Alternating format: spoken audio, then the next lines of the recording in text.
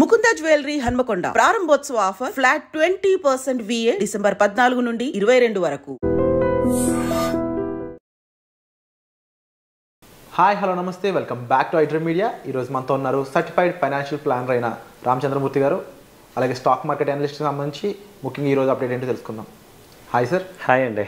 Sir, right now market situation ఒకసారి చెప్తాను. And ముఖ్యంగా సెన్సెక్స్ వచ్చేసి -1176 పాయింట్స్తో 78,041 దగ్గర ఉంది.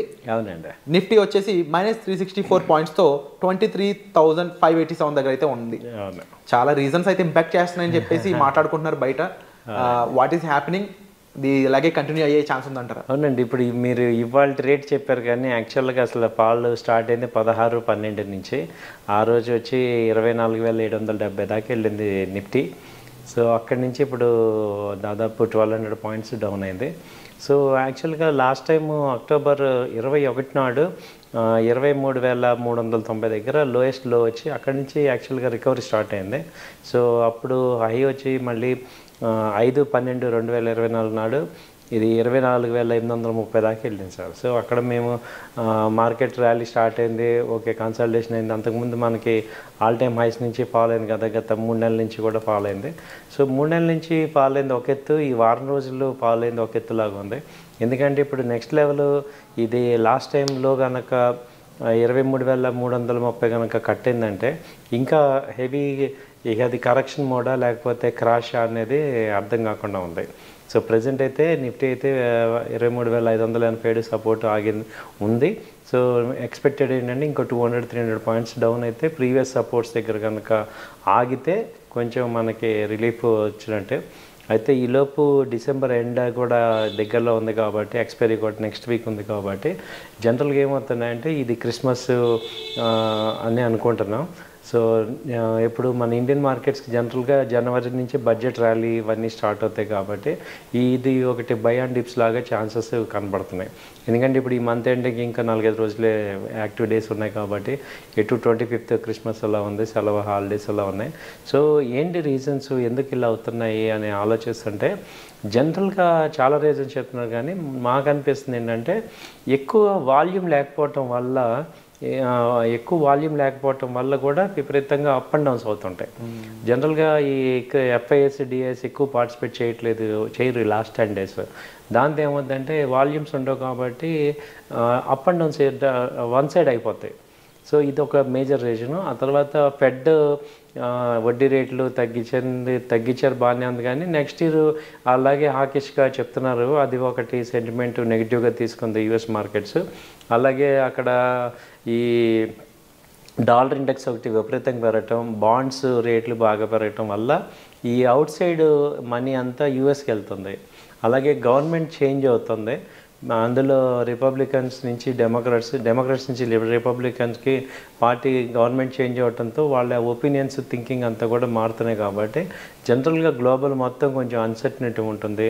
ఈ యూఎస్లో కొంచెం స్టెబిలిటీ వచ్చేదాకా అన్ని మార్కెట్స్ కూడా ఎఫెక్ట్ అవుతున్నాయి. మన ఒక ఇండియానే కాదు, అటు US మార్కెట్, ఏషియన్ మార్కెట్స్ కానీ, అటు ఇది యూరోప్ మార్కెట్స్ కూడా ఇలాగే ఒక రకంగా ఉంటుంది కదా. ఎందుకంటే 4 years US ఒక సిస్టంలో వెళ్ళిన వాళ్ళు ఇప్పుడు ఇంకొక ట్రంప్ ఆల్రెడీ మనం చూస్తాం ఆయన యొక్క పాలసీ ఏంటనేది. సో అలాంటి యాక్టివ్గా ఉంటారు కాబట్టి ఆయనవి అడ్జస్ట్ అవ్వటానికి కొంచెం టైం తీసుకుంటుంది వరల్డ్ అంతా కూడా. అది కాకుండా ఇంకా మళ్ళీ వార్స్ అలాగే కంటిన్యూ అవుతున్నాయి. బట్ రష్యన్ మొన్న న్యూస్ ఇచ్చారు, ట్రంప్తో మేము అయ్యేటట్టు ఉంది, క్లోజ్ చేస్తామనేది. ఇవన్నీ కూడా నెక్స్ట్ ఇప్పుడు బైడెన్ గారు వెళ్ళేటప్పుడు కూడా కొన్ని కఠినమైన నిర్ణయాలు, అన్ఎక్స్పెక్టెడ్ డెసిషన్స్ తీసుకుంటున్నారు, అవన్నీ కూడా ఎఫెక్ట్ అవుతున్నాయి. సో ఈ ఆల్రెడీ ఈ 2 వార్స్ రెగ్యులర్గా మనకి అటు వెస్ట్ ఏషియన్, ఇటు ఈస్ట్ 2 వార్స్ ఎఫెక్ట్ అవుతున్నాయి కాబట్టి ఇవన్నీ మనకి ఇండియాలో ఎఫెక్ట్ అవుతున్నాయి సార్. అండ్ సార్, అలాగే హై వాల్యుయేషన్స్ కానీ FIS కూడా రెజ్యూమ్ చేశారు సెల్లింగ్, అండ్ ఇలాంటి ఎన్నో రీజన్స్ ఉన్నాయి. మీరు చెప్పండి సార్. అండ్ మీరు అంటూ ఉంటారు కదా ఒక్కొక్కసారి విరాట్ మార్కెట్లో ఈవెంట్స్ ఉన్నాయనే ఇలా జరుగుతుందని కాదు, ఒక్కొక్కసారి అన్ప్రెడిక్టబుల్ గానే ఉంటుంది సిచ్యువేషన్ అనేది, దానికి రీజన్స్ కూడా ఉండవు అని అంటూ ఉంటారు కదా. సో ఎలా అంటే మీరు చేసే రీసెర్చ్ అనాలిసిస్ ఎక్కువ మంది చేయలేరు, మీకు ఎలా అనిపిస్తుంటుంది ఇవి ముందు ప్రిడిక్ట్ చేస్తున్నప్పుడు, మీకు ఎలా ఫీలింగ్ ఉంటుంది? అంటే ఒకటి సార్, ఇది షార్ట్ టర్మ్ పాయింట్ ఆఫ్ వ్యూలో మనం ఎఫెక్ట్ ట్రేడర్స్కి ట్రేడర్స్ కూడా డైరెక్షన్ తెలిస్తే ఎఫెక్ట్ ఉండదు, ఇన్వెస్టర్స్కి ఎటు ఎఫెక్ట్ ఉండదు. ఎందుకంటే లాంగ్ టర్మ్ పాయింట్ ఆఫ్ వ్యూలో చూసుకుంటే ఇట్ ఈస్ నెగ్లిజిబుల్. సో బాగా ఎఫెక్ట్ అయ్యేది ఎవరంటే అటు ట్రేడర్స్ కాకుండా ఇటు ఇన్వెస్టర్స్ కాకుండా మీడియంగా ఉంటారు చూడండి, వాళ్ళు ఎఫెక్ట్ అవుతారు. తర్వాత ఆప్షన్స్ చేసేవాళ్ళు, ఫ్యూచర్స్ చేసేవాళ్ళు, ఇండెక్స్ డైలీ ఆప్షన్ చేసే వాళ్ళు ఎఫెక్ట్ అవుతారు. సో వాళ్ళందరికీ మేము రెగ్యులర్ చెప్పేది ఆ నాలెడ్జ్ పెంచుకోవటం వల్లే మనం ఇందులో మార్కెట్లో సస్టైన్ అవుతాం. సో వాళ్ళని ఏంటంటే ఇది ఒక పెద్ద సముద్రం, ఇది ఏం లేకుండానే తుఫాన్లు ఇవన్నీ వస్తూ ఉంటాయి. కాబట్టి స్టాక్ మార్కెట్ అనేది అన్సర్టనిటీ దీన్ని మనం యాక్సెప్ట్ చేసి దీన్ని ఎలా డీల్ చేయాలనేది మనం నేర్చుకోవాలి. ఇప్పుడు ఇవాళ ట్రంప్ ఎఫెక్ట్ అవ్వచ్చు, రేపు ఇంకోటి అవ్వచ్చు, ఎల్లుండి ఇంకోటి అవ్వచ్చు, ఏదో ఒకటి జరుగుతూనే ఉంటాయి. ఎవ్రీ మంత్ మినిమం 3 days ఇలాంటి రోజులు ఉంటాయి సార్. అలాగే 1 year చూసుకుంటే మేము చూసిన 1 yearలో కనీసం ఒక 20 రోజులు ఇలాంటి బ్లాక్ డేస్ ఉంటాయి. బట్ ఓవరాల్గా చూస్తే ఏమైంది, మనం ఇప్పుడు లాస్ట్ 3 years నుంచి చూసుకుంటే 3 years బ్యాక్ ఉన్న సెన్సెక్స్గా ఇవాళ సెన్సెక్స్ ఎప్పుడు హై అవుతూనే ఉంటుంది.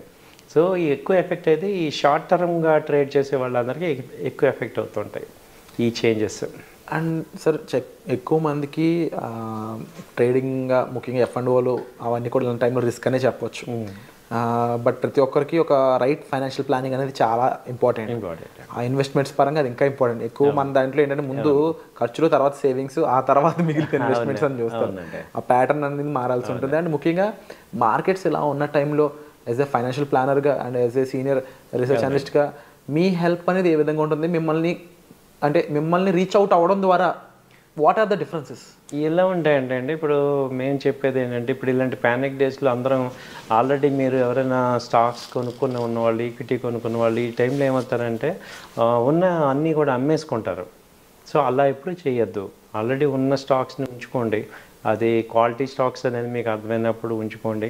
అలా కాకుండా ఇప్పుడు నేను అన్క్వాలిటీ స్టాక్స్ కనుక తీసుకుని ఉంటే ఇప్పుడు ఇలాంటి వాటిల్లో ఏమవుతుందంటే అక్కడ వాటి నుంచి ఎగ్జిట్ అయ్యి మంచి క్వాలిటీ స్టాక్స్లోకి ఎంటర్ అవ్వచ్చు.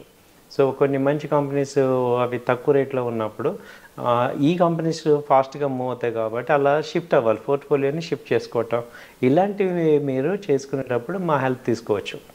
అంటే ఇప్పుడు డెడ్ స్టాక్స్ ఉంటాయి కొన్ని, ఆ డెడ్ స్టాక్స్ నుంచి ఇటు షిఫ్ట్ అవడానికి మనకి మంచి వానికి వస్తాయి. అలాగే ఫ్రెష్గా ఉండే వాళ్ళకి మంచి కంపెనీస్ ఏమున్నాయి సార్ ఈ పాల్లో అనేది మనం రికమెండేషన్ చేయడానికి అడ్వాంటేజ్ ఉంటుంది.